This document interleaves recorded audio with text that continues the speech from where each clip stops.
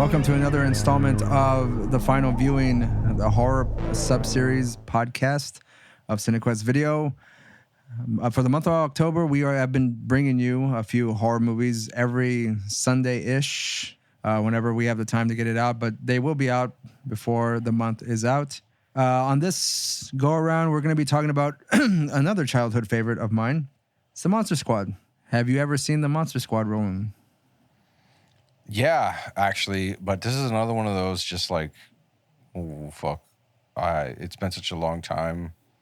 And so aside from Dracula and like the Wolfman, I honestly don't remember shit about this movie. So Yeah. it's kind of like watching it fresh. I remember the fact that I don't really like those kids. You know, that's about it. You don't like How's my light looking really quick, though, Ray? Should I turn up the... Is it all right here? I mean, you just look blue, so I mean, it's fine. I mean, yeah, exactly. You want to keep the horror themes? That's totally fine by me, Roland. So yeah, and the little red lights coming off of the P4 have a fun little. Yeah. There you have a real ambiance going on in your room there. Studio. Yeah. Excuse me. This works. All right. Anywho, so what is your history with this movie, Ray? Well, Roland, I mean, frankly, I never saw it in the theaters. I think I was too young, or at least I just didn't have a chance to see it. It came out in 1987. It is a PG-13 movie. Frankly, it was always a strange thing because my parents were always hesitant to let me go watch anything in the theaters. But anything that wasn't like PG or like somewhat safe to watch. But in home, I could watch pretty much whatever I wanted. So there's that. So I pretty much watched this on HBO, Cinemax, whenever it came out. Officially in 1987, I was 5 years old.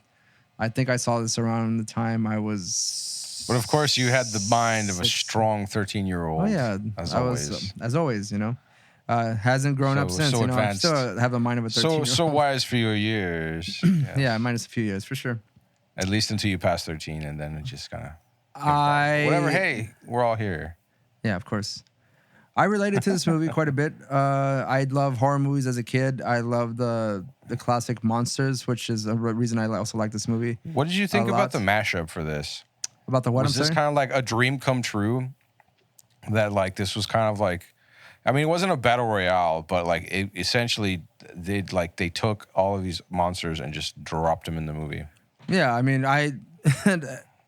I had lots of dreams as a kid, or I mean, probably into my adulthood as well, where there was just all the monsters came out of nowhere, and you kind of had to fight them off and shit like that.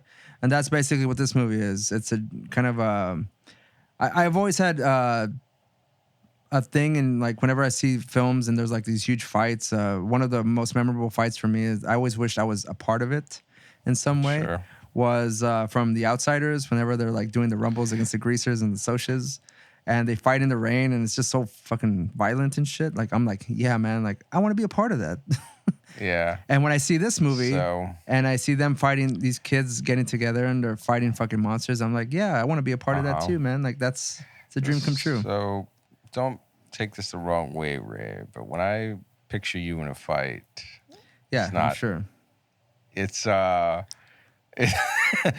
I'm talking West Side Story here, Ray. Oh, dancing shit. Oh, I'd probably be a part of that shit too, man. Come on, it's all good time, you know. You're gonna be snapping. You're gonna be that one fucking thug that's like with style and shit, snapping his fingers. Well, walking down let me just run down some fights that I would have loved to have been a part of. Right. Again, right. Outsiders in the rain, kicking Socia's ass. Of course, I would be a fucking greaser because they're the cool ones. The Socials are fucking dickbags. Then we have Monster Squad, bunch of kids fighting fucking monsters. They all have the weapons. I mean, I would love to be... Are you Horace, Ray? Huh? Is that what this is? Are you Horace? I could be Horace, man. Like I'd be Horace, but with a bow and arrow, probably. Yeah. The other movies of fights that I would want to be a part of, Break-In, bro. I want to be out there fucking like popping and locking on people's asses. Say it. I was gonna say, I was about to say like disclaimer, you can't be in Breaking. I was gonna fucking say that before you started, but I was like, no, Ray's not gonna do that. Ray wouldn't do that. That's Yeah, I was obviously wrong. You know how many times I want to be the guy that pushes the fucking play button on the radio? I knew you were. I was like, this motherfucker just wants to be Turbo. That's all it is. Yeah, dude, I want to be doesn't Turbo. matter. Goddamn, I want to be Turbo. He was on the ceiling, Roland. The ceiling.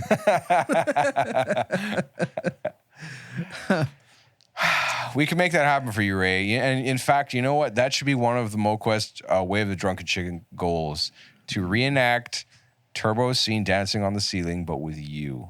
Right. Well, I mean, if you can get a set that A rotating spins, stage, and shit. Yeah. Sure. Yeah. No. We're gonna use really shitty CGI for this, Ray.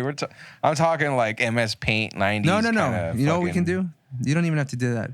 All you gotta do is rotate the camera, and you'll be all set. Yeah, that's what I'm saying. Yeah, like we're cheap. We're Ray. What are you fucking talking? We got like GoPros and like a budget of $10. You know, like, and that money's got to be spent on beer. I was gonna say, like, that's not even enough for like the beer that we have to buy for this to even try to make this. Right? That's just to get started. I'm talking about $10 per person. That's each person has to have a 6-pack just to set up the lights. Yeah, exactly. And to set up the tripod and then everybody pitches in to the pool for a couple cases. Yeah, of course. While we set up. Yeah. So again, this movie is kind of like one of those dream come true scenarios for me. Yeah. Like, I would love to have been one of the kids. I would love to have had a Monster Squad. The problem is, like, as a kid, I didn't really like other kids. I didn't like people. So like, I was a fucking solo artist out there fighting the monsters. But I would have liked to have been part of this group of kids. Yeah, because obviously we have a leader who's this movie that starred Andrew Gower. Like, I do follow this guy, like Adam Lambert. Ryan Lambert and Andrew Gower. I did listen to their podcast whenever they talked about this movie. I did buy the documentary Wolfman's Got Nards because that's how much I love this fucking movie. And I remember you showing me the clips for this movie like years ago, and like, I remember the Nards clip and being like, okay, yeah, I can see why you like this. It's because I don't remember it. It's a fucking kids movies, and it plays to fucking children as well. You know, like anyone. I think anyone who's seen this movie at that particular age, like most folks love this movie. Yeah, the movie fucking speaks to them. I believe now the term is fan service as far as movies go. You know, this is basically just they're taking horror fans and just throwing in a whole bunch of shit and letting them fight it out. It's just it's like another one of those versus movies. Well, the one thing is that like this movie like starts off somewhat lighthearted. You have Dracula like bringing all these characters to life and stuff. It's getting Frankenstein. Yeah, but at some point or another, this movie takes like a more realistic turn. You know, you have people dying. You have cops involved. Right. You have the threat of an outside villain coming to children threatening to kill your children. You know, I mean, they're putting in like real world like somewhat real world scenario. It's not just completely fantastical. Like their lives are in danger. Baby. You know, that shit sounds fucking unstoppable. He's walking around with fucking demolitions and shit. He just pulls it out of his ass. Yeah. What does he say when he blows up the fucking kids' he goes, school? Meeting adjourned. Yeah. Like, I saw that. I was like, is this motherfucker gonna do like an action scene walking away from an explosion moment? Boom! Yeah. Like, yes, he is. Meeting adjourned. And you know perfect. The thing is that like. He even had the badge. Like I said, these kids' lives are in actual danger in this movie. It's not just like, oh, they might survive. But fuck them. They're kind of all little assholes, dude. But you have to be. You kind of have to be. Let's be realistic. Yes, like, I mean, you have like the Horace kid who gets bullied. He gets bullied, but their lives are pretty tough, I'd say. Lives are not tough. Like, they're middle class kids in like suburban life who have enough time to like fuck around with pretty much everything. Fuck around with monsters and like stuff like that. Okay, no, I take that back. So I mean, like, not that their lives are. The one thing about it, it is suburban hell. I'll say that about it. Ugh. Oh, watching that whole thing. Everybody doing the whole high neighbor. These kids aren't afraid to get dirty. You know, like they're gonna get into the mix and like really. No, they're not so much. I mean, they do but fight. like I thought it was pretty shitty of them blackmailing the sister. Like, Yeah, that's. I mean, nowadays that looks looks pretty bad. it is a very scummy thing to do. Yes, and then though, like I liked the fucking like 80s humor of, "Are you a virgin?" Well, like Steve doesn't count. Yeah, kind of thing. I was like, "Aw." And I will say this: I've heard that actual excuse before. Not exactly about being a virgin, but like certain like if they've been with, if someone has been with someone, and I'm saying like Right, men and yeah. women too. Like, oh, like well they don't count, so like I'm not even gonna count them. Right. That's Right. a shitty thing to say about anybody. So It is, but like it speaks to the like the humor of stupid. So yeah, but you also have to is remember very they're much- kids. They don't really Right, know any well- better. I mean, at the no, most, like the level of maturity that we're giving they them is that like scream they at can actually like they fight scream these at the monsters. little You know? sister. Yeah, exactly right. Yeah, Yeah, I level mean, of- they're kids fighting these monsters, and I mean, they even have like they got some like Jewish Holocaust survivor Yeah. trying to teach them how to cast spells in German. call upon the limbo thing. So Yes, right. this movie, Roland, when we were watching it, you mentioned like you're like this movie like seems like it has like a really long intro, and it kind of does because it like slowly going through like Yeah. the castle of Dracula Right. in Transylvania. We get introduced. I remember- We get introduced to a pretty cool transition as far as like him turning in from a bat to fucking Dracula. Oh yeah, I like the practical effects. I wasn't quite expecting much, or rather remembering much. I did like the way the Wolfman's costume looked. It was a pretty good job. I actually was very impressed with the creature. Dracula looked pretty cheesy, but like in the like the old fucking like Nosferatu Dracula kind of sense where. He's got the fucking red cape, the silly ass slick back hair. Well, he looks like the accent and Well, I mean, I would say like his accent just seems it's not like too. No, it's not. He Over the doesn't. He top, doesn't sound like the guys from What We Do in the Shadows or whatever. He just, No. He just seems like an aristocrat or whatever. Well, I mean, like some kind of. He elitist. just has like a very classic. To me, he has a very classic vampire. Right, exactly. Dracula feel to him. Yeah, and so like classic Dracula he's very much like a sort of gentlemanly looking fucking well-to-do kind of looking guy or whatever. So they use that here, and that's cool. Well, the thing that does Frankenstein stand out, I was- think like all the monsters look really good. Frankenstein. Yeah, like I would have to Dracula, say, Mummy. looking at any of these, there wasn't anything in here that I saw like as far as any of the effects go that I was like, oh, that sucks kind of thing. Like, no, Right. it was all pretty cool. I liked what I remembered about the movie.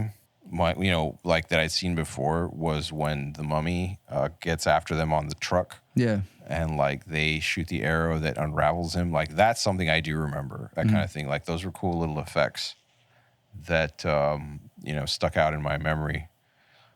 So it was nice to see that stuff again.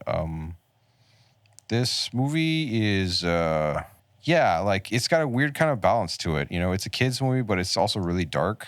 It's got like a lot of weird adult undertones, like when the kid's family or whatever, and they're not the kid, the leader's parents and their domestic disputes, the problems of balancing the job and the home life, so sort of bleeds over, and then is tied into the actual story because Dracula goes around and starts fucking killing people and shit, and like the father starts investigating these homicides and is trying to like understand. Okay, well, they said that the possible suspect is driving around in what seems to be like a giant black hearse with like a skull on the hood. Like shit. And he had like his and then next few fucking scenes down, the Dracula crashes that thing through their front lawn and shit. You know, like no subtlety at all, which I fucking love. That he just fucking gets out, like walks to the backyard, just like, oh yeah, and tosses the goddamn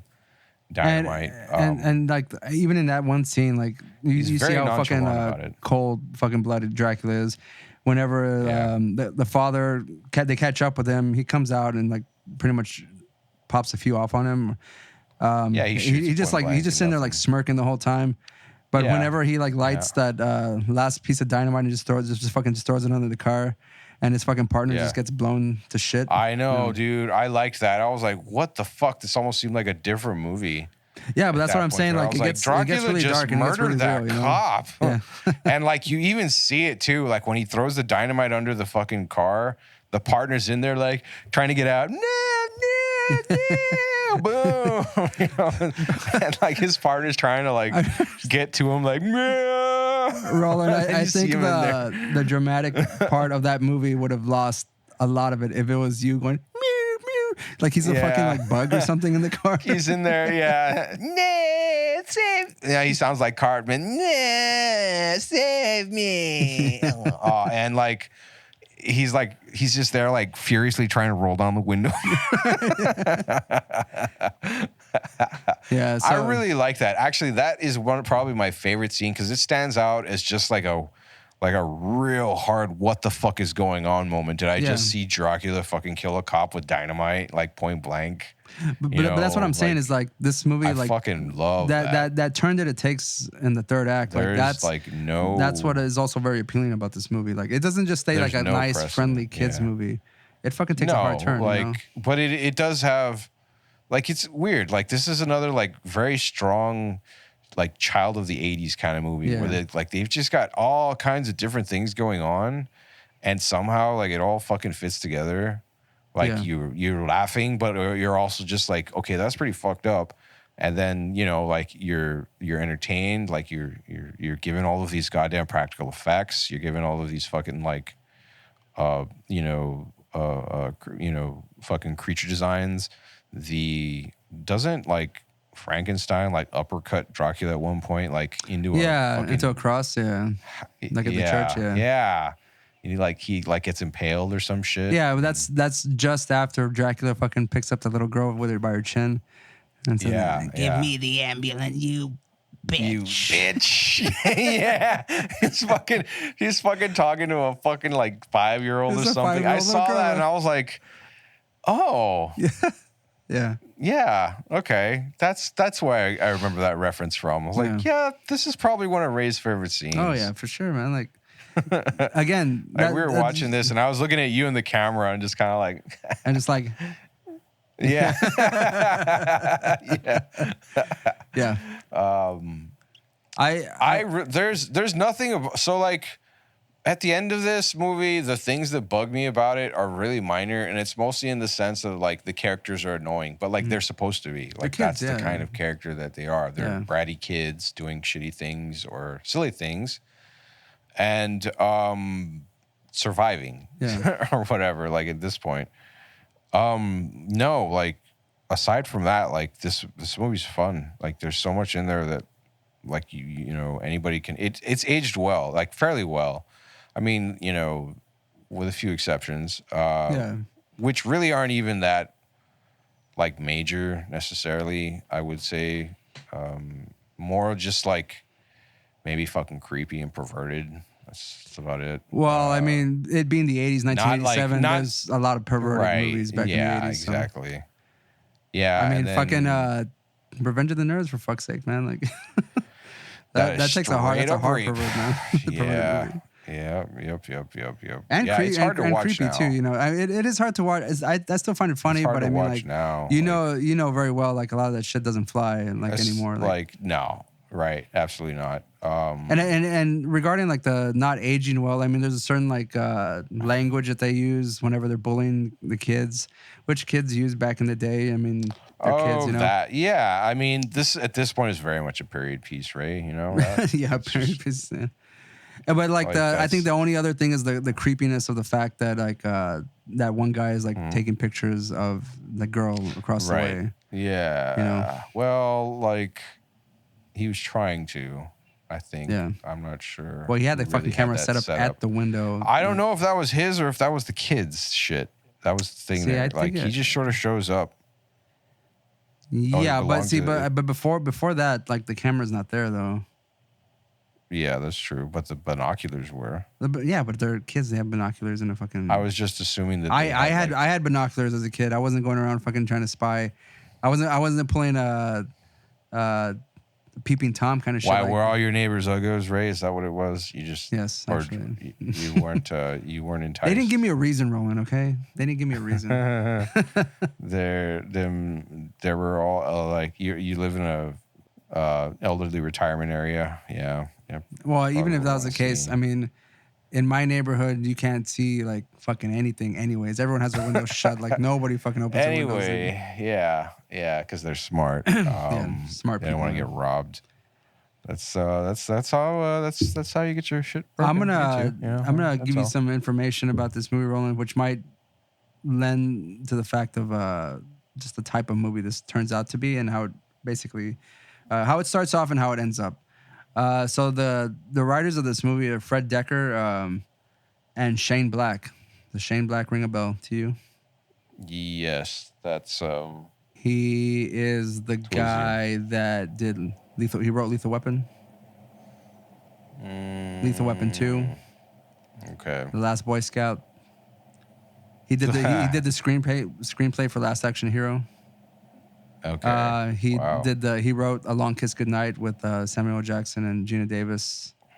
I think Last Action Hero was where I remember seeing his name from. Shane Black was also he did Predator. Okay, maybe it might have been that one actually. So I mean he has a He's got a lengthy good, resume here. And Fred Decker did RoboCop 3. He like wrote the screenplay for RoboCop 3. I love all the RoboCop movies unconditionally. He wrote That Night of the includes Creeps. Crime Directive and the remake. Yeah. All right, sorry, go ahead. He wrote Night of the Creeps. Have you seen that movie? Yeah, he wrote that one too. Not So in a like long fucking time. he wrote for some Tales from the Crypt episodes. So I mean, these guys like know their horror. Yeah. and it shows in this yeah. movie because I mean, there's a lot of love given to these Universal monster characters. There is so I'd say that there really isn't any one part of this movie that I think of as like particularly like fluff or unnecessary or just It's a pretty tight 1 hour 16 minutes. Yeah, everything sort of has a good place and setting within the environment. I do forget how short this movie is, like in general. Like when I looked at the time, we were watching it. We were looking at the time. Like it said 1:22, but the movie ended at 1:16, and the rest of that was fucking credits. So I didn't get the sense that, or the feeling watching this, that it was like, oh, this movie was over and done very quickly. Like it, it had like a pretty good, like, it had a pretty good sense of time. I think throughout the story, that I didn't get impatient or bored. I think though, like a few of the things that are kind of questionable, like I still have questions about it too. Like I don't think I got them answered at any point. Was why is Dracula in that place? How did the ambulance get there? To that area or town? Yeah, like right. was it just like over the years, like the ambulance kind of like just was taken and traveled to other parts of the world and stuff like that. Became like an heirloom and shit. Yeah. How did he end up in that mansion on Shadowbrick Road? I know. So like that's something that bothered me. He fucking goes there. He gets dumped in America, and all of a sudden he's got a fucking mansion. But it's like an abandoned. Shit. It's almost like an abandoned mansion. It's still a fucking mansion, dude. Like, what the fuck are you just gonna? Well, perfect. I'll move in. At some point, whenever the mother tells Sean, the main character, that she got him a book by Van Helsing, right? Yeah, and she got it. She got it from I think like a garage sale, and they said, "Oh, it's from the old house on Shadowbrick Road." So is someone like rummaging through there? Like, is it? Yeah. Like, who's doing that? I don't know. That makes even less sense. Was it intentional for like maybe? Did they take Dracula put those things into place, like where these kids were gonna find the ambulance to set up his own? Saying like ambulance or like amulet. I keep saying ambulant. It's amulet. Amulet. Yeah. Yeah, but so yeah, he set up his own death or whatever. Is that what you're trying to say? Well, no, yeah. I think see that's those are the things I don't question, but I also kind of like I wonder about how did we get to this? How did Dracula get to this point? Where has that Yeah. amulet been all these years? I mean, yeah, there's some things How that did aren't Van Helsing's diaries get to America? right. Like who And he didn't. who initiated all this stuff? Because like Right. there's a lot of Yeah. backstory that I mean, for the movie to play out is not necessary, but those are like little things. No, but like, yeah, like they're plot holes or whatever. They make no sense as to how they're like they use them as plot devices, right? It's a tool to push along the narrative. But the thing is, this fucking tool, it's like what's a jackhammer doing inside of a fucking like China shop kind of thing? Like what it doesn't make sense for the placement and the use, Yeah. or rather, and the backstory of the fucking tools. Like in this case, the book. Like again, where the fuck did it come from necessarily? Like how did they get it? Right. Why the fuck did the mom get it for the kid, knowing that it's in German and like sort of how did she understand that part? I understand. Like someone that's probably what she told her, got even. but she knows that he likes horror they movies. told her. So like he would Oh, like. they're that. like, oh yeah, here's this fucking horror book in German. Or, take it. I mean, like, for But instance, she was like- if I were to get my but hands she on did an, tell on him- an she did tell official him. book from Van Helsing, like, and it was in Yeah, German, she told him I that would she knew still, that it like- was something he was looking for, right? Yeah. Or had been looking for. Well, it's just like a collectible. You know what I mean? Like, Right. it's not something you would necessarily open up. You just like want to have it. Right. Okay. Yeah. Well, maybe that sort of flows for that. Well, I mean, that still doesn't explain the amulet, and again, like the things I said before, or like how exactly you were mentioning, like the history of the book, where or exactly how did it end up that way, and like there's some little details in there that could use answering, but because this ain't that kind of movie, it's it's just something to tie the room together, Right. Well, rather to keep it going. But I think that's what allows this movie to be it's weird. move at a good pace actually, for the time that it has. It's Like, we don't it's need any weird of that I- explanation. You kind of just going. No, yeah, you don't. Like it is a well, because they're used as while they are shallow plot devices, Yeah. they are still very powerful, or rather, like pivotal items that are fucking used in the narrative. What I think is interesting about it, I mean, aside from that, obviously, is that they try to use them in a way that is, like, oh, here's the one thing we needed to fucking fix this problem or whatever. Here's the key to the lock. But the thing is that because of the nature, I guess, of the story, like of the occultism that's involved, of trying to like banish an immortal undead fucking vampire, like that book, for example, like actually has like there's like a lot of fucking context there that's not explained. So it's Right. like it's weird. Like it's a weird fucking like contradiction that they want to use this like in the most basic bitch sense, to control what's going on within the movie, but in the same sense, like it's actually this great big fucking like mystery Right. that doesn't get addressed. Well, there's And, also like, it's kinda funny. the part of the movie where, the mom and dad are arguing for domestic reasons or Yeah. whatever.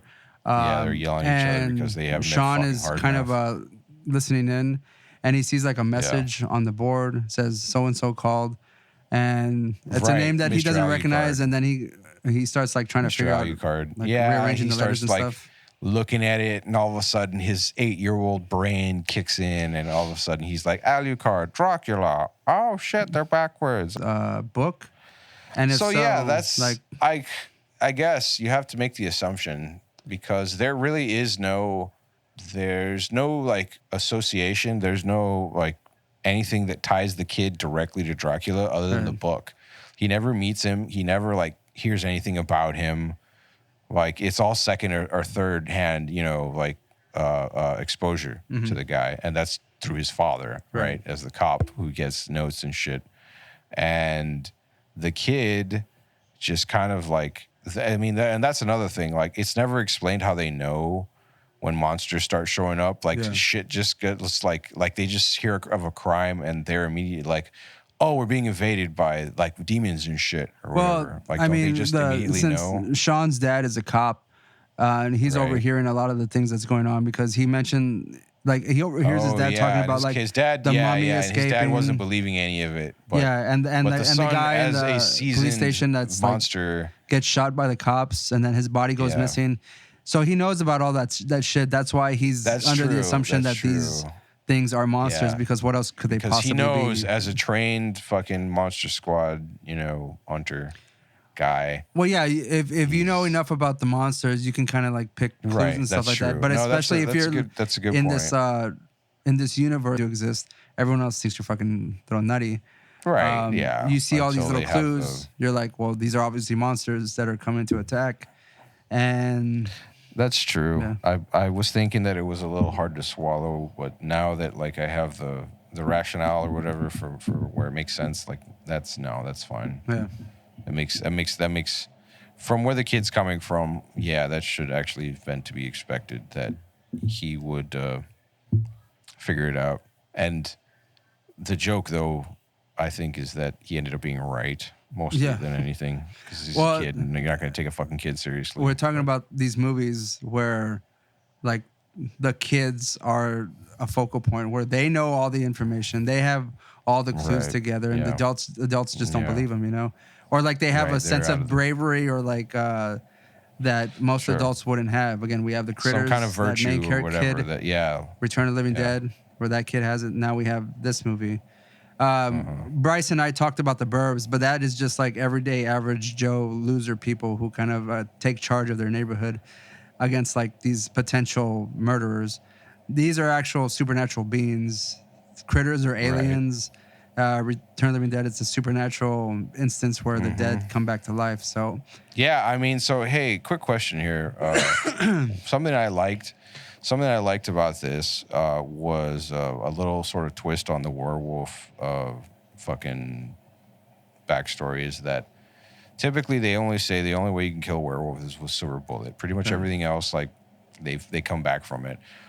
You don't usually see them being fucking like dismembered and like having their fucking like, arms and legs and shit shoot back on and reattach themselves, or like they grow them back or anything, that kind of thing. Yeah. Typically, like they're dead at that point, kind of shit. And I liked seeing that. It was goofy and it made me laugh, but I was also like, okay, cool. Like, well, because I mean, in the, I don't know, like I don't have too much depth on the lore of werewolves or lycans or whatever the fuck. Yeah. Apparently, you're only able to kill them with silver in general. So I mean, unless the dynamite had like explosive silver in it, then probably he would have stayed dismembered. But that's some kind of like silver shrapnel in there. Yeah, that probably could have like kept his body parts apart. But like since it was just a regular piece of dynamite and it wasn't silver, that's also a cool scene for me, because like the fact that they show like his body just fucking explode. Yeah. That's fucking cool. Yeah. It was really funny. He just fucking jumps out the window or whatever. Well, he gets pushed out like the. There we go. Was he pushed? Yeah, like Sean's dad stuffs the dynamite in his pants and then pushes him out the window just as it's about to explode. Right. Yeah. He fucked him up hard. Because I saw that and I just that was pretty funny. Because the werewolf is like pretty much kicking Sean's dad's ass. He's about to kill him. And then Sean comes in and helps his dad. The kind of like plays a little decoy, and then like he gets that piece of dynamite that's already lit that was meant for Dracula, but Dracula escapes, pushes him out the window. Yep. And then boom. Yeah. Yeah. That was a really pretty gruesome scene. I thought it was funny though, because like you obviously see a fucking mannequin just like hurled out the window and go. Yeah. It's a quick one.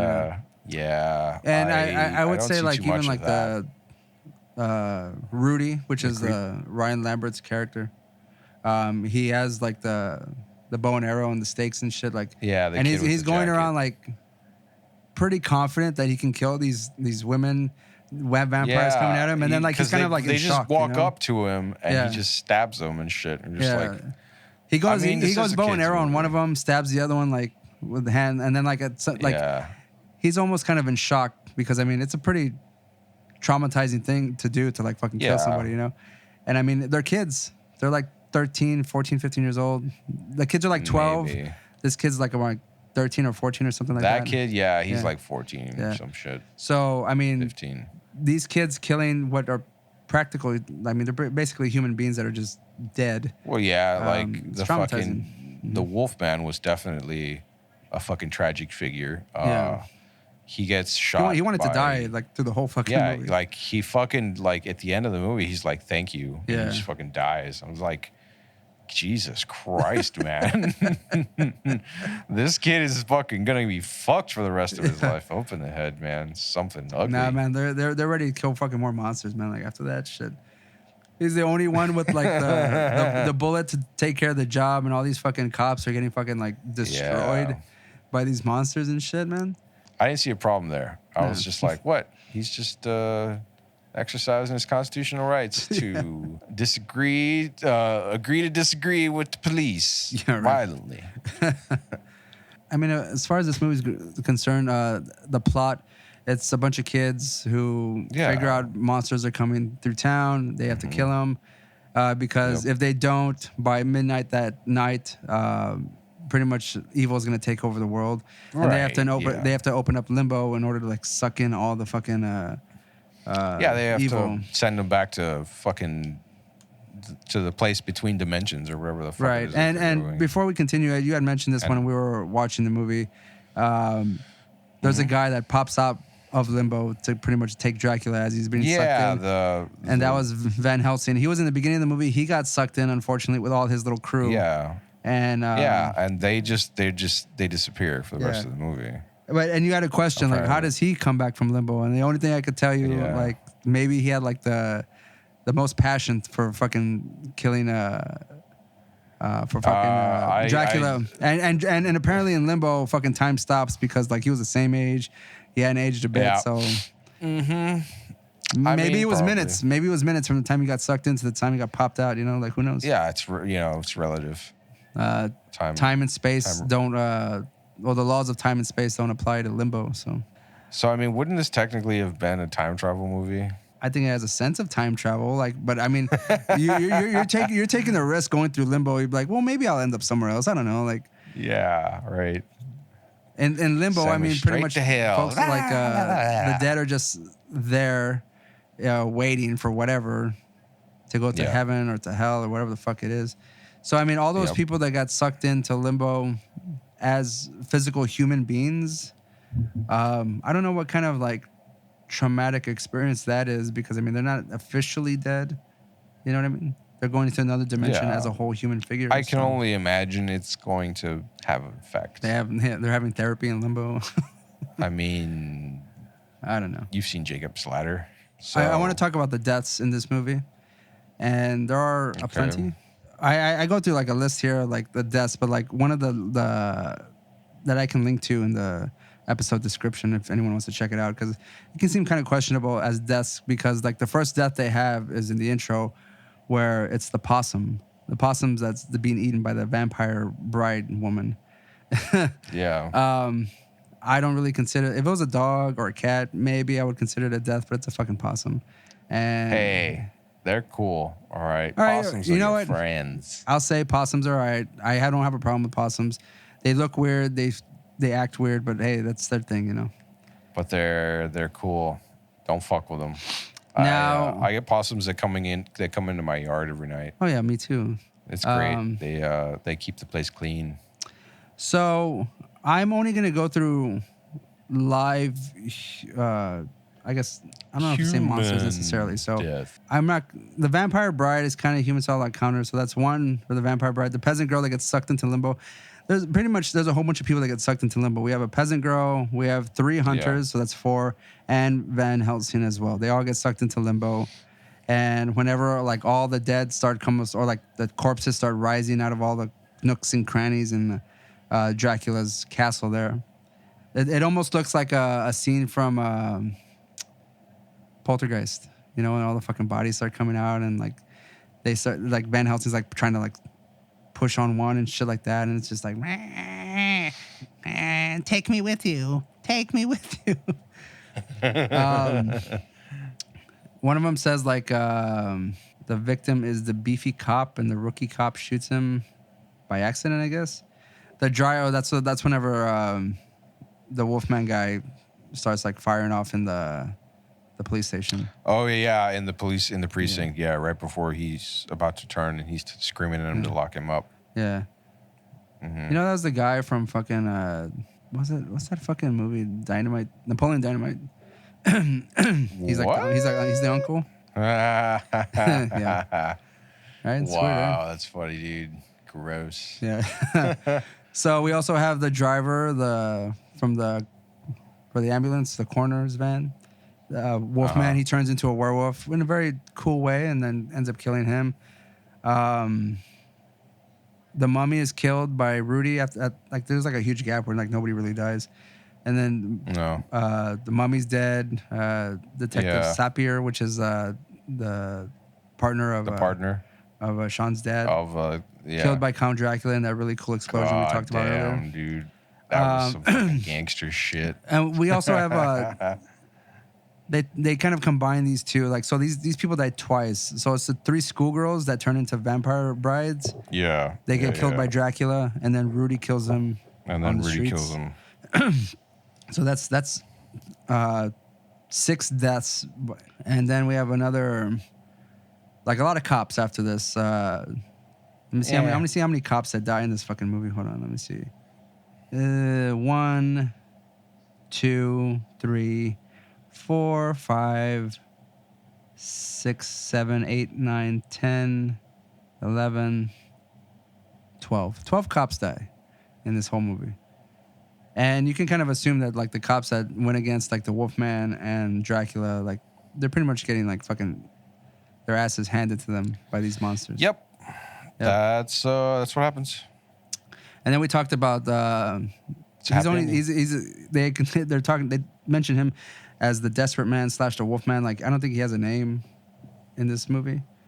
They address him as a person, but like he's just the guy who's Wolfman. He's Wolfman. Yeah, but as the human version of him, he's just like this guy that wants to be locked up, put away. He doesn't really want to hurt anybody.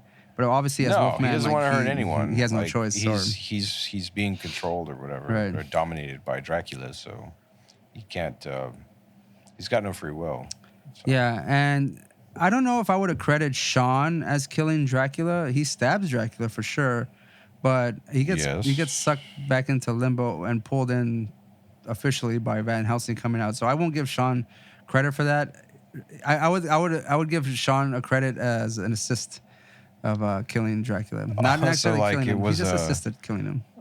He did an assisted layup to fucking to Van Helsing. to Van Helsing. yeah, basically. There's an alley-oop to fucking Helsing to dunk on Dracula. Yeah. You got to get the star player back, to like really take care of the job. Fucking, it's all about the ballers. Yeah. Talk about. And the last one that's, I guess, the more emotional one in the movie is the Frankenstein's monster. That's another one that's really sad too, because it's the little girl and Frankenstein have bonded, and if we remember from like the classic Frankenstein movies, there's a scene where Frankenstein meets up a little girl at the lake, just like they did in this movie. It feels like it was an homage to that, but in that one, Frankenstein kills the little girl, and this one unfortunately he gets sucked back into limbo, which seems like he wouldn't have been able to survive regardless in this world if everyone knew. Probably that not. They would have had to have kept existed, recharging him with lightning bolts and shit. Yeah, and on the fact that you have like the army showing up. What in the Sam Hill's going on here, kid, or some shit? When a fucking and they gotta whip out their business card, like. Right. That too was a bit much for me. I was like, just say the fucking name. Just why? What the? You've got a card, kid. Fuck off. Well, they had that whole thing. Right? Like they're printing out these fucking cards, and he's like using the paper cutter to like rate it with. Chop them all up and shit. That's right. And it looks like it was a piece of paper. It wasn't even like an actual stock. He just wrote on it with crayon and shit. Cardstock.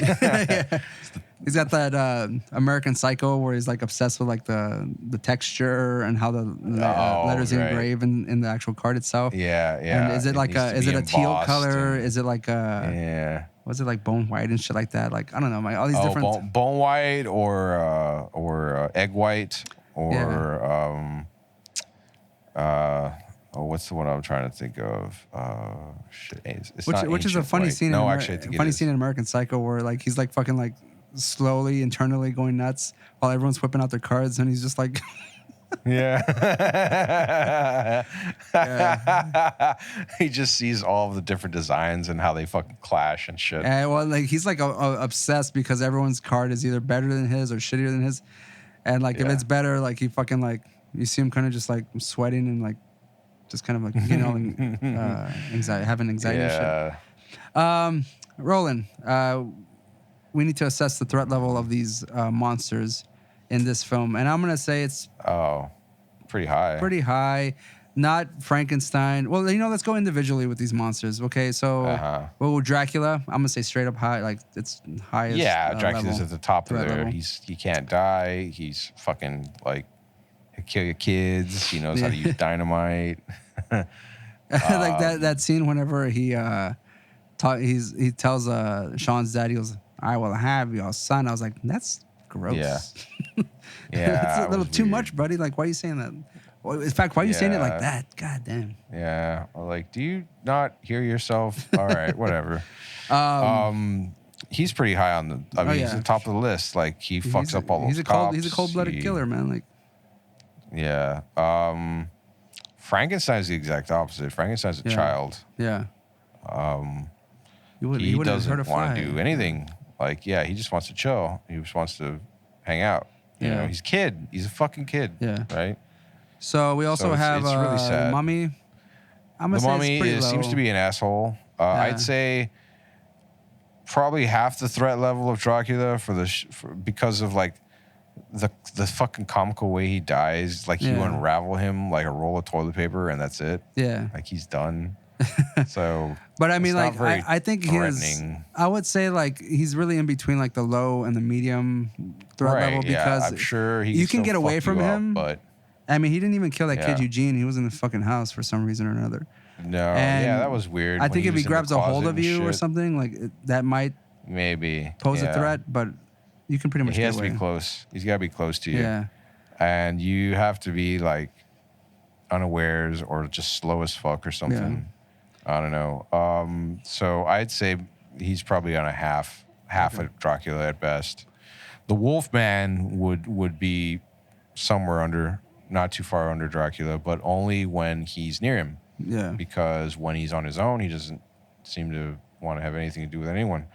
But the fucking Wolfman literally gets fucking blown apart and like just shrugs it off, after a few So seconds. you He's better back have to- some silver. Yeah, you need those on fucking you. bullets to take him Yeah. out, or you're fucked. Yeah. He also he fucks up all those cops. Like literally, just they got nothing. I mean, as far as like the kill count of Wolfman, he kills 2 people for sure, but like the coroner and like the cops and stuff like that. I mean, he kills like one Yeah. cop for sure.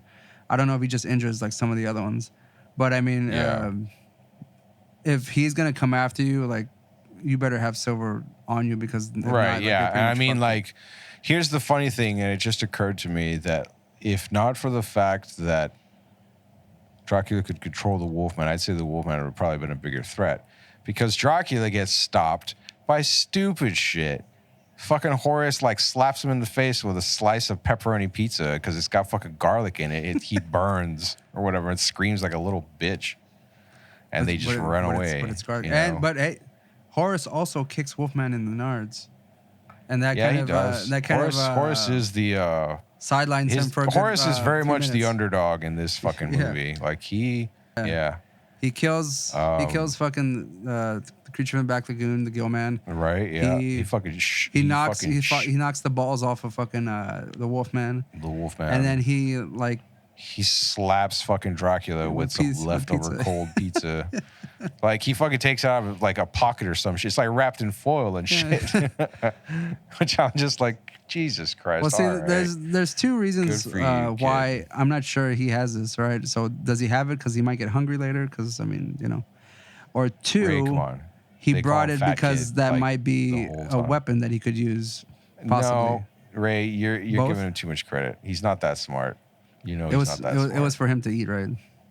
Yes, Yeah. yes, it was. Right. He kind And of it just so he kind of just thought happened- he was like, oh shit, my fucking slice of pizza that I Right. took apparently took a Nah, bite then of. he's gonna be like, it's still like sitting I'm gonna there. take this pizza so I can fuck up Dracula because it's got garlic crust. No, like he would have probably been like, I better take an extra slice so he could eat one and then save the other. Well, I mean, that slice had a Fucking bite in it defending already. himself. So. Oh, so he was snacking He was on it. snacking That's on what that it was. shit, So yeah. there you go. That's further proof. It was just a happy coinky dink. Yeah. And it worked out because Dracula's a bitch. See, who else? If not for that fact, like I would have said the Wolfman would have been a bigger threat. What about the Gilman? Like, he's not really. He just seems like he's just kind of a The fucking creature? perimeter guard. Because I mean, he comes across that kid when he's in the water. Yeah. And I mentioned to you before, I think the aspect ratio of the movie originally, you know, has that square and shit. It's like 4:3. I never Yeah. saw that one scene because I saw it in widescreen this time around, where Eugene and his dog Pete, they accidentally dropped the Twinkie in the water, and then he kind of comes out of the water, and in the background, mind you, it's blurred.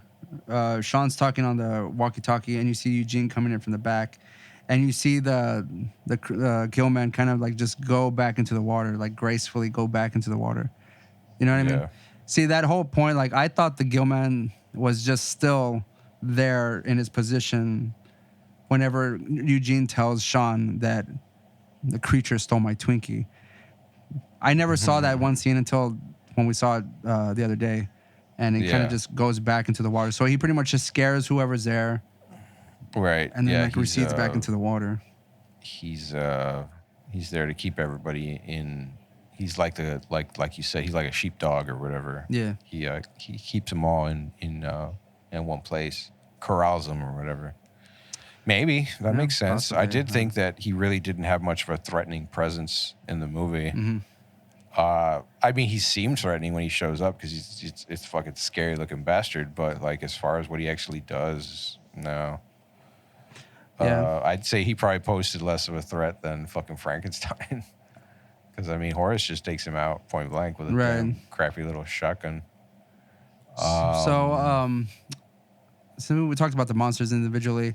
Roland, would you survive this scenario with these monsters if they all came into your town and we're gonna like kill people or something? Mind you, you do have an ally in Frankenstein. Yeah, exactly. Okay. I would say it's you against Wolfman and Dracula. Could you protect your household and survive? Maybe. I need to look to see. I'd have to get out the silver butter knives. And I've got plenty of garlic. I love garlic. In fact, I could probably just like fart on Dracula or some shit and he'd burn. Like, yeah, bitch, that's fucking stir fry. That's garlic and ginger. Is there Give a you double movie dose. or scenario that has been filmed, is on celluloid, that has a person farting garlic mist on Dracula? Has that happened yet? Oh, fuck. I would like to know if that has happened yet. That stands out in my mind. I'm trying to picture it. And I want to say yes, but you do realize you'd have to have your ass cheeks clapped around a fucking Dracula's face and just fucking start letting him rip. I mean, Jesus Christ, Ray, you're trying to give him fucking pink eye? Well, Dracula's gonna get pink eye from your fucking garlic farts. I was talking about like orgasmo, kind of shit where you're like farting in your hand and you just kind of like throw it at him. No, realistically. No, you gotta be like fucking human centipede or whatever, where his lips are touching your butthole. Cowboy on fucking Dracula's face and just fucking start letting him fucking fart real hard right down his throat. Right, where it just like lingers and he's just like, you're like, oh man, you better hope. All right, Drac, you better hope these farts are dry because like I had some chili for lunch. Damn, and even if that's the case, you'd have to pull down your pants and shit too. Like if you want to get like really close up. Yeah, I mean, that's what I thought you were talking about here, which I was just like, damn, this is getting a bit too sexual, Ray. I don't know. You're like, I had a whole bunch of pizza and I drank like 3 fountain drinks. Your ass is grass, Dracula. I had a chili cheese burger with chili cheese fries and chili cheese to drink. and I ate a whole fucking clove of garlic too.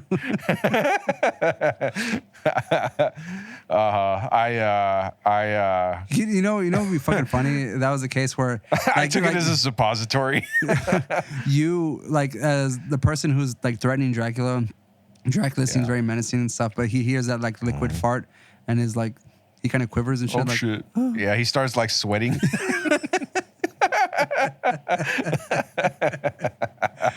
oh shit! So, He's like, "Do you smell that? What is that in the air that I detect? Is that Italian?" because you goddamn right, Dracula. It's garlic knots, bitch. Yeah. So I'm pretty sure you might survive this. I might. I think we have a chance. All right. If you had the proper Chance. proper tools. We have a fuck. Well, like, yeah, right. If I get access to my fridge, yeah, right. and You know what? Is there a way to make some kind of like holy water combo garlic liquid? yeah, Oil? right. You go to a church and you buy some holy water. No. I understand that, but I'm saying like if you have like a mixture, garlic mixture, you know, like you want to make some. You want to make some. The Lost Boys, whenever they like fill the Yeah. tub full of holy water and throw a bunch of like garlic in there and shit, and Yeah. then when the guy gets thrown in there, like he's fucking like almost melting and shit. Like, could you do that? You like a little like you water gun infuse pistol or the something? holy water with garlic Yeah. and then stuff it in a super soaker and blast away. What am I saying? Like they did that shit in the Lost Boys. They had fucking water they did, pistols with sure. fucking garlic And, like, garlic and holy it's water been fucking infused in. There, it's been done right. Yeah, so yeah, never mind. It's been done already. I will say, again, Roland, I might survive this scenario considering if I had the proper tools. Make sure I had Right? some Yeah, silver there's some stuff. gray area here Yeah. that we can take advantage of. If I had nothing, I'd probably be fucked. But I mean, yeah, exactly. I mean, if I was fucking Rudy or whatever, trying to shoot people with wooden arrows and shit, like, no, I'd be fucking dead. If I was standing in the street like an asshole and 3 vampires were walking up to me, yeah, they'd eat my ass. Yeah. well, I mean, again, yeah, if you didn't have the tools, that's a bullshit scenario right there that I'm just gonna fucking like dispense with. Like that kind of silliness aside, there's a chance. I just imagine you like trying to use like a bow and arrow or like one of those fucking wooden stakes, and a splinter gets in your fucking. You're like shit, like, and you're like Oh my god, incapacitated, Screaming like and then an they fucking asshole. kill you. You know.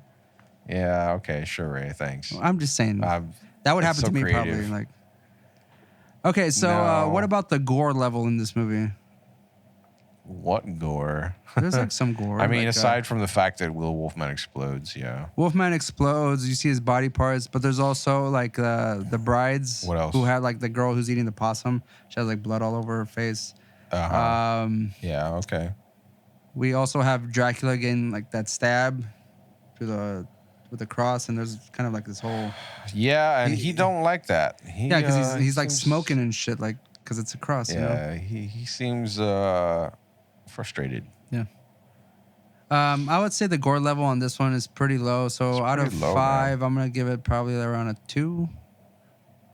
Mm-hmm. There's blood. I There's mean, violence. for the amount of the facts that there's plenty of corpses to be had here, it's all pretty bloodless. So You know, it's funny. Like at this point, this is the most violent installment that we have for this month, considering because it's good. We got Critters, for- Return of the Living Dead. Even Return of the Living Dead wasn't even that bad. No. The Burbs is not even like that close to being violent. This one is probably the most violent one so far. I mean, until Halloween Kills, but yeah. Yeah, but that's not technically in this little series that No. we're doing. That's No, just it movie ain't. review. So Right. Yeah. That's the new hotness. yeah, the new hot take. So yeah, you're I right. guess the This is- overall this rating for probably this is- movie, Roland. What do you think? 1 out of 5. Would you hail it? Would you bury it? Would you? No, I mean, this is a very, very good movie for so many different reasons. It's a classic. It doesn't drag. There's a lot of fun little moments in here to be had. It's very entertaining. The set works great. The dialogue's, it's not bad either. So I'd probably give this. I actually really enjoyed this movie, and like I'm gonna give it some appreciation points, mostly because again, like when did this movie come out? 1987. Yeah, it's been a while, and I think it's aged pretty well, fairly well, with an exception or two. I'd probably give this about I don't know, running a lot of these middle of the fucking street goddamn ratings, and I don't like it.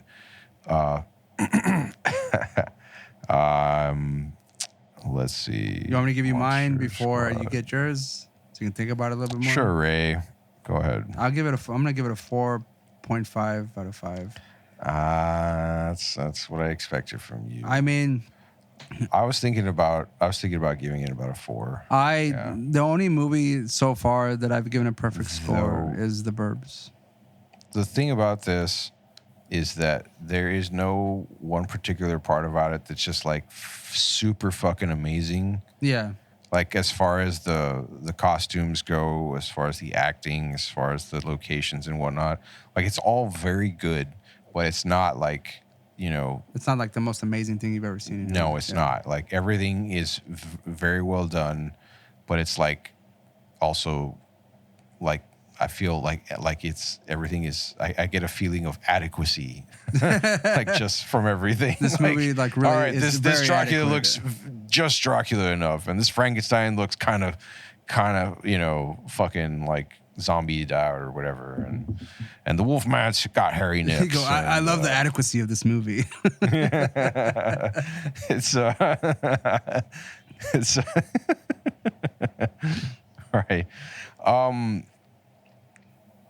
But the thing is, like, it has so many different things going for it, or that are used in this movie that I wouldn't think would work, and it isn't one of those like so bad it's good movies by any stretch at all.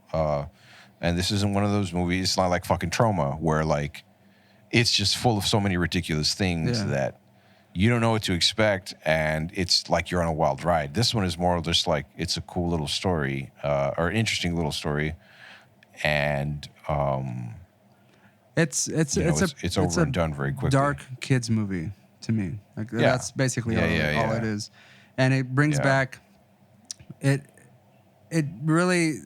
It's made by people you can tell that really love those classic horror movies, those classic monsters, the Universal monsters and stuff like that. Right. So bringing them into, I guess, what it would have been at this time, modern era, I think they did them pretty good justice, you know? I thought that Universal had tried doing that shit at one point. They tried to have their own little universe with like the Mummy and Dracula, they fucked that up Wolfman, and that. They fucked that up. Yeah, they fucked it all up. I think it was supposed to be like the last one was the newest Mummy movie with fucking Tom Cruise or some shit that I never saw. I saw that. I'm sorry, Ray. Honestly, extremely forgettable. Extremely fucking forgettable. Well, so is Tom Cruise. Yeah.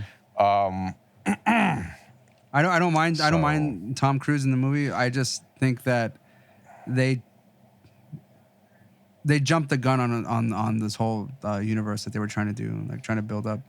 I know that at the end of the movie there was like some kind of reveal that they were gonna talk about, like another monster was gonna come into play. Yeah, and but like I was just kind of like, it was supposed to be. I couldn't have cared less. It was supposed to be like I Frankenstein. See, that name never sounds stupid. Right? It was fucking stupid. I saw like all the there was the Wolfman, Dracula, the Wolfman movie that came out. Yeah, the one with Jack Nicholson and it wasn't Hugh Jackman. It was, who the fuck was it? Wolf? No, Wolf is the Jack Nicholson movie. But I'm talking about like the Wolfman, which is that other one that came out that I think that had to do with that particular universe. Yeah. I forgot because it's been such a while since anybody's followed any of that garbage. Yeah, but I didn't care. Like it was like, it would have been nice, but it was a stupid idea. No, it would have been really cool, but I mean, the way the execution was just terrible. Like I didn't like it at all. Right, so. like, yeah, no, they're trying to jump on the fucking like trend, taking advantage of a trend that was started by like DC and Marvel Comics with their movies, and like And that's because the DC's problem with fucking it up that, too. So yeah, they always fuck up, dude. Like for every one they get right, they get like 6 fucking sideways. They're definitely the kinds of motherfuckers that like just put out a quantity over quality sort of thing. Not that Marvel's any different either. They've got a lot of garbage as well. there's a lot of stinkers But in the Marvel universe. the thing about this is that like they tried to put a movie together, but they did it in a way, or tried to do it in a way where like all of the characters were just like independent of each other. It's like there's no way any of these guys would fit. Like you're not gonna fucking reboot Monster Squad, motherfuckers. Get the fuck out of here. There's no other way that any of these people could end up on the screen together. I will Necessarily. this movie has so much fandom to it. Like I said, they made a documentary on it called Wolfman's Got Nards, and Andrew Gower and Ryan Lambert are have been was almost touring the country, like showing off this movie and stuff like that. And they showed they were trying to show I guess just it was pretty much fan service for they were just trying to get the fans out there, because this movie kind of fell into obscurity for a bit. It wasn't on DVD for a long time, and then there were fans out there kind of either making bootlegs or kind of wanting this to get a proper release, Release. And it finally happened. So these guys kind of are, I think they're pretty much staple on the convention circuit now. They go to most of the conventions and stuff like that. But anyways, that's kind of cool. Good for her. I love this movie. It's I watch it pretty much every year, maybe once or twice, and this has always been a favorite of my family, my cousins and stuff like that. We've always watched this plenty of times, and they've tried to show it to their kids. And I think with some success, since it's a pretty quick movie, it moves at a pretty decent pace. Yeah, and it's it's very easily accessible to everyone. Yeah. For anyone out there who's never seen Monster Squad, I mean, check it out. It is on Prime. Yeah, it's on YouTube. You could also see it on YouTube. YouTube. It's free on YouTube, so you don't even need a Prime account. You can just watch it there. Yeah, just get an ad blocker and you're set. Yeah, should be good. So tell us what you thought of Monster Squad. Do you watch it regularly? Do you care to watch it? Have you seen it since you were a kid? What do you think? Have you seen it lately? If you haven't seen it, check it out. It's cool. Tell us in the comments. Make sure you like and subscribe on whichever corner that's going to be at. And we will see you when we see you. We'll probably we're streaming this on Twitch also, so you can check it out on Twitch. It's going to be the raw, unedited version. Might be laggy and shit like that. So if you want to check it out on Twitch, it'll be available. If not, it'll be released sometime at the end of October. So you can check that out. And that'll be it. We'll see you next time then. Laters.